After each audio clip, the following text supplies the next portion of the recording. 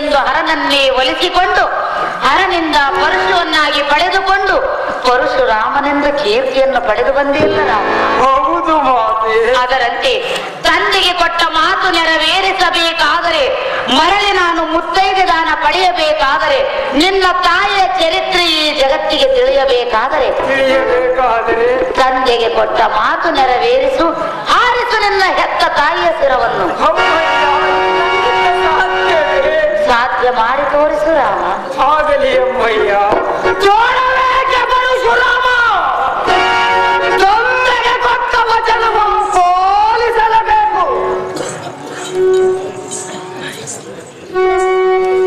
ಹೋಗೋ ತಂದೆ, ನಿನ್ನ ಆಜ್ಞೆಯನ್ನು ನೆರವೇರಿಸುವನ ಪಿತನೇ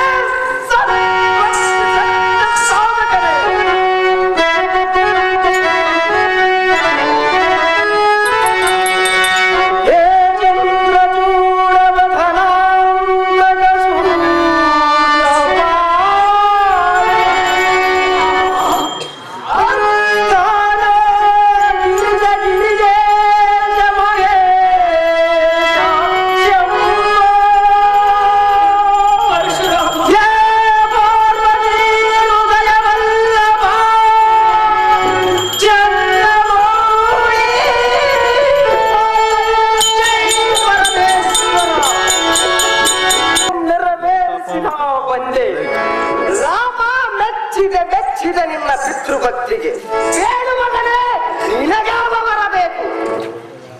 ಈಗ ನಿಮಗೆ ತೃಪ್ತಿಯಾಯಿತೆ ತಂದೆ. ತಲೆಯೇ ಕೇಳು ನಿನ್ನ ಮನದಿಚ್ಛೆಯನ್ನು ಬೇಗನೆ ಪ್ರತಿಜ್ಞೆ ಮಾಡುವಿರೋ.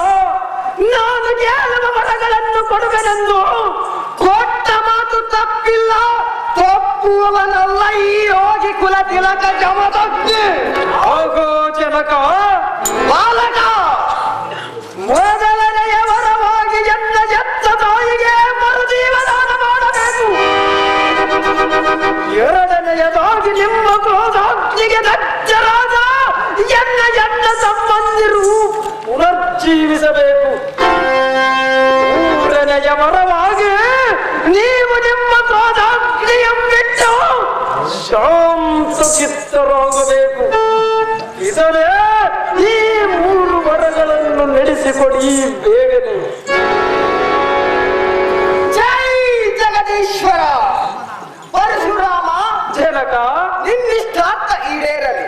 ಕರ ನಿನ್ನ ತಾಯಿಯನ್ನು ಎದ್ದು ಬರ